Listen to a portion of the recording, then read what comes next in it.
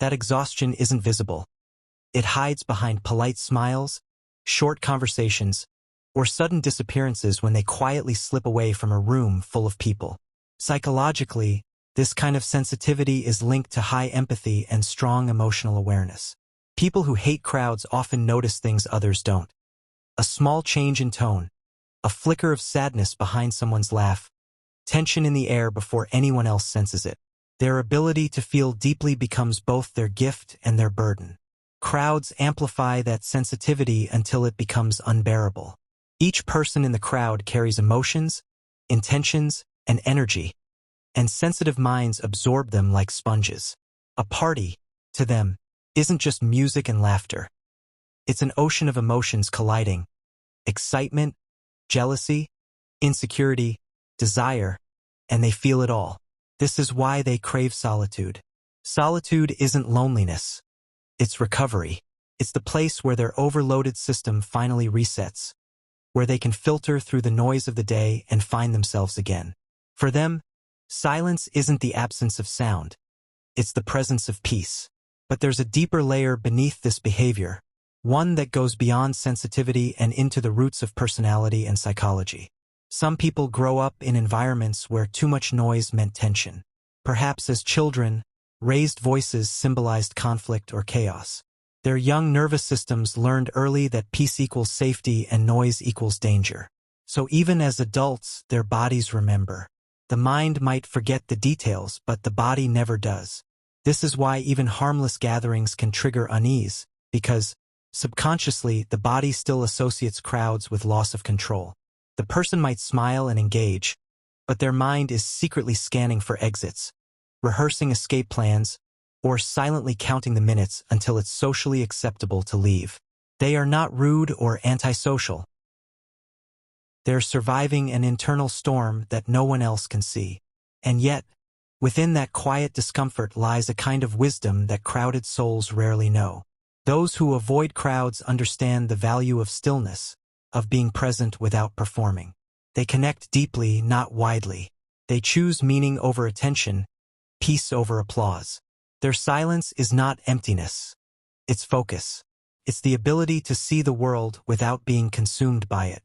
They find beauty in small things: the rhythm of rain, the softness of a morning breeze, the hum of their own heartbeat when everything else finally goes quiet. While the world rushes toward more people, more sound, more validation, they move toward less chaos, less noise, less pretending. Because in that space of less, they find more of themselves. And maybe that's what the psychology of these people truly reveals. They're not running away from the world. They're protecting the quiet place inside them that the world keeps trying to take. It's strange how silence can feel so safe once you've learned what chaos does to your mind. For people who hate crowded places, silence isn't a preference, it's survival. They don't wake up and think, "I want to avoid people today." Instead, they wake up already feeling like their inner world is full. Their thoughts are loud enough, their emotions are complex enough, and their energy is delicate enough that one more layer of noise might just tip the balance. When they walk into a busy space, a mall, a concert, even a family gathering, it's not the number of people that hurts, it's the volume of energy. Every voice carries emotion. Every movement demands awareness. Their brain, already sharp and observant, begins decoding everything at once. Who's upset? Who's performing? Who's pretending to be happy? Who's hiding something? They can't turn it off because observation isn't a skill for them. It's instinct. And in a crowded environment, that instinct becomes a curse. Some psychologists describe this as heightened environmental sensitivity. The brain of a sensitive person operates like a high-resolution camera, capturing details that others blur out. It doesn't just notice the obvious. It notices the background hum, the shifting expressions, the subtle tension in the air. While this trait often leads to creativity, empathy, and emotional intelligence, it also comes with a price: overstimulation. When the environment floods the senses faster than the brain can process, the body triggers a stress response. Heart rate increases, muscles tense, breathing becomes shallow, adrenaline rises, preparing for a danger that doesn't actually exist. To an outsider, this might look like introversion or even coldness. But inside, It's chaos. A war between the need to stay calm and the brain's urgent call to escape. The most misunderstood part is that this discomfort doesn't mean they dislike human connection. In fact, many people who hate crowds love connection more deeply than anyone else. They just prefer it in doses that feel real. A one-on-one conversation under soft light feels more fulfilling than an entire night of surface-level chatter. They don't crave attention. They crave authenticity. They value moments where silence speaks louder than words, where energy feels aligned, not forced. That's why small, genuine interactions can move them to tears, while large events drain them to exhaustion. They don't hate humanity. They hate the performance of it. The noise, the masks, the competition for space and recognition. It all feels fake, like everyone's shouting just to be seen. There's another layer to this psychology: control. In a crowd, control disappears. You can't decide the noise level. You can't control movement or energy. The unpredictability itself triggers anxiety.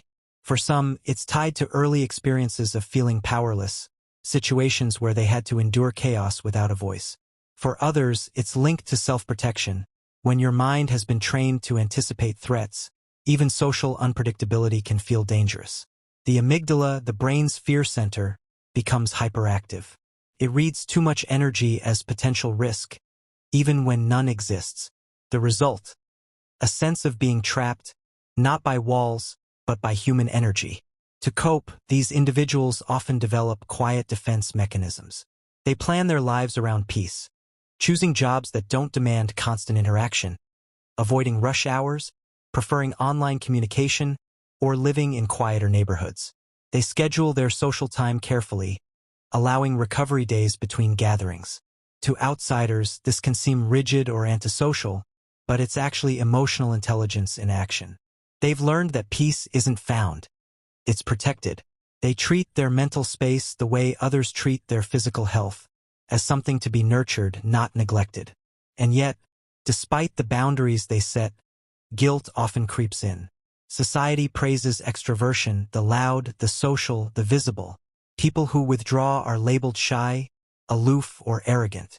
So, many hide their discomfort behind forced smiles and small talk, pushing through social exhaustion until their minds shut down completely. Afterward, they collapse in silence, replaying every interaction, analyzing every word, wondering why connection feels so heavy. But here's the truth. There's nothing wrong with preferring quiet. It's not avoidance. It's awareness. Awareness of one's emotional limits is not weakness. It's wisdom born of experience. If you could peek inside the mind of someone who hates crowds, you'd find constant motion.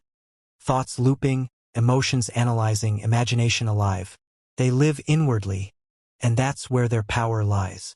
They're the observers of the world, the ones who notice beauty in things others overlook. They see patterns in chaos, feel emotions in silence, and understand things words can't explain. The noise of the crowd drowns out this inner clarity, so they seek solitude to reconnect with it. For them, stillness isn't an escape. It's a return to a frequency where their soul finally feels aligned again. And maybe that's what makes them special. While the world rushes to be louder, they remind us of the beauty in quiet existence. They are not missing out. They're tuning in. They are not distant. They're simply selective with their energy. Because they understand something few others do. The most profound connections are not made in noise, but in silence that listens back. There's something fascinating about how these people walk through the world. They move quietly, almost as if they're afraid to disturb the air around them. But their silence isn't emptiness. It's calculation. Every step, every glance, every pause holds meaning. They're not shy, they're scanning. Their mind works like a radar, constantly sensing emotional frequencies. When they step into a crowded cafe or a noisy subway, it's as if their brain splits into two worlds, one observing the outer noise, the other retreating into the inner calm. They feel the clash of both, the desire to belong and the instinct to pull away. This tension defines them. Their dislike for crowds isn't born out of arrogance. It's born out of sensitivity. They absorb emotion like a sponge. If the energy in a room is chaotic, their inner world becomes chaotic too. It's not that they dislike people, they just can't carry everyone's emotions at once. Imagine walking into a party where every laugh feels like a vibration in your chest, every argument feels like static in your head, and every fake smile feels like a lie whispered directly into your ear. That's what a crowded place feels like to them. An assault of invisible noise. Their mind picks up signals no one else even notices, and while others dance freely, they're quietly drowning in sensations that don't belong to them. But what's interesting is that they rarely complain. They've learned to mask their discomfort with composure. They stand at the edges of crowds, near exits or corners, where the energy is lighter. They smile politely, nod at the right times, and appear calm. But inside, their thoughts are racing. How long do I have to stay? When can I leave without offending anyone? Their eyes may wander to the door not because they're rude, but because escape is their way of staying sane. Their silence becomes their shield, their distance a kind of self-defense. Some psychologists call this introverted intuition. Their inner world is so vivid that the external world feels secondary. They process information inwardly, which makes them deep thinkers, but it also means external chaos interferes with that process. Their brain prefers order not in the rigid, controlling sense, but in the emotional sense. They need clarity to function, and crowds blur that clarity. When too many energies collide, their brain loses focus. It's like trying to hear your own thoughts while 10 radios play different songs in the same room. So they withdraw not to isolate, but to hear themselves again. What makes them unique is how they connect deeply when they finally choose to. In small groups, they're not just present, they're fully there. Their attention is intense, their empathy almost tangible. They listen without interruption. They understand without needing explanations. That's why people often describe them as mysteriously comforting or easy to talk to. It's ironic, the same person who hates being surrounded by many is often the one who can heal one person completely. Their calmness, once freed from noise, becomes magnetic. There's also a philosophical side to their psychology. People who hate crowded places tend to think existentially. They value depth over quantity in every form, friendships, conversations, even goals. They'd rather read one profound book than 100 shallow ones, have one true friend than 1,000 followers. Crowds, by their nature, represent everything they reject: superficiality, conformity, noise without meaning. When they see people competing to be noticed, they quietly wonder, what are they really trying to fill inside? Because they know deep down that noise is often a disguise for emptiness. In solitude, they don't feel lonely. They feel aligned. It's in quiet moments that they recharge, analyze, and create. Many artists, writers, philosophers, and inventors share this trait. They find inspiration not in noise, but in stillness. Their solitude is not a prison, it's a workshop. Their best ideas are born when the world outside falls silent. That's why they avoid crowded places. Not because they can't handle them, but because they choose to invest their energy where it matters most. In creation, in reflection, in genuine emotion. Yet, society often misunderstands this. We live in an age where being visible equals being valuable. The louder you are, the more people notice you. The more people notice you, the more you're told you matter. But for these individuals, visibility feels like exposure. They find confidence not in how much attention they receive, but in how peaceful their mind feels. They don't crave applause. They crave understanding. While others chase noise to feel alive, they chase silence to stay alive. And when they do step into crowded places, when they walk through airports, festivals, markets, or busy streets, they don't just see people. They see patterns. They watch how humans move in herds, how faces change under fluorescent lights, how everyone seems to run somewhere without knowing why. To them, crowds are a mirror of humanity's deepest insecurity, the fear of being alone. And that's the irony.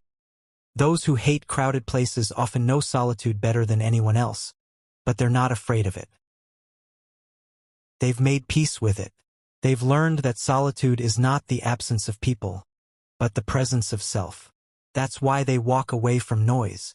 Not because they think they're better, but because they've realized peace is a luxury most people never discover. They carry it with them quietly, like a secret others wouldn't understand. And in a world addicted to noise, that kind of silence is revolutionary.